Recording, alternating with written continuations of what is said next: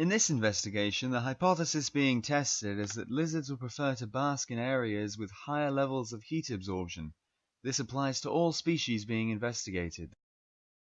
Our team of brave explorers charged their way through the Jews' Gate and up the treacherous St. Michael's Road. It was then we crossed through the savage native territory of the Barbary macaques to reach the entrance to the great cable car of Gibraltarian lore. We then started our quest for lizards, returning down St. Michael's Road and descending the crumbling ruins of the Mediterranean steppes. All of this in the hope of finding our prized lizards. The first lizard that we're investigating is the Moorish gecko, otherwise known as the common wall gecko, but that's too confusing because we're also looking at common wall lizards and we don't want to go there.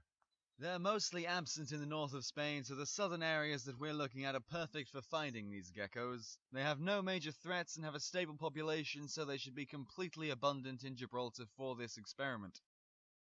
Sitting between these two lovely spotted lizards is the common wall lizard, found all over southern Iberia and again with a stable population. They are a very adaptable species, so we would expect to see a more diverse range of microhabitats that they like to bask on.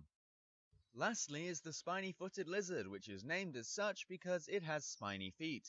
It ranges from eastern Portugal to southern Spain and, like every organism we're looking at, has a stable population. They prefer sandy and rocky areas, so they would be expected to be very common around Gibraltar.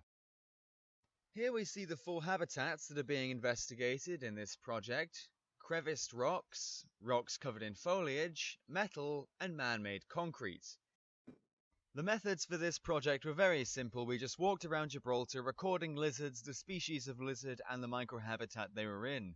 We took very, very careful safety precautions, as you can see on this video by Luke standing on top of an open-air bunker on a windy day at risk of being blown off. Before we get on to the results, we have to go through the key. Red stands for rocks filled with fissures, green stands for rocks covered in foliage, blue is a man-made structure such as concrete gutters and pipes and paths, and yellow is for metal that juts out of the rocks in some places and the lizards like to sit on. Just look at the production values on these graphs. Aren't they something special? 12 Moorish geckos and almost all of them lived on rocks with crevices, except 2 strays who like to live dangerously on metal and foliage. Our 13 common wall lizards are more diverse. They split up and do lizard things on all sorts of rocks, natural, which they prefer, or man-made. One crazy son of a decided to bask on metal. Why? Maybe he likes feeling special. The 6 spiny-footed lizards love man-made structures. They rely on us. Half of them were on things that we built.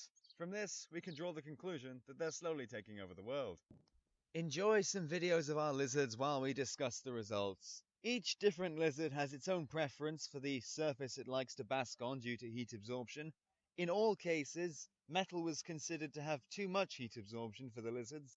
In the entire study, only 3 basked on metal at all. Rock with fissures was the most common amongst all lizards, especially in the Moorish geckos, was the second most popular in spiny-footed lizards, and was the joint most popular in common wall lizards. Man-made structures were more popular with spiny-footed lizards and common wall lizards, but Moorish geckos ignored them entirely.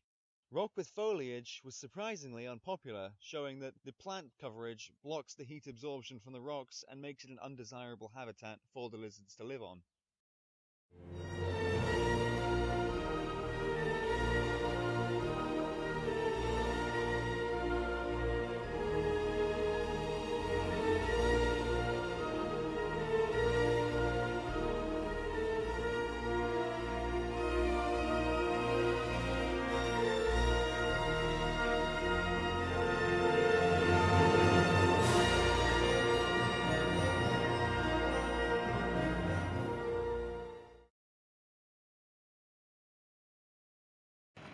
I've been filming the wrong one.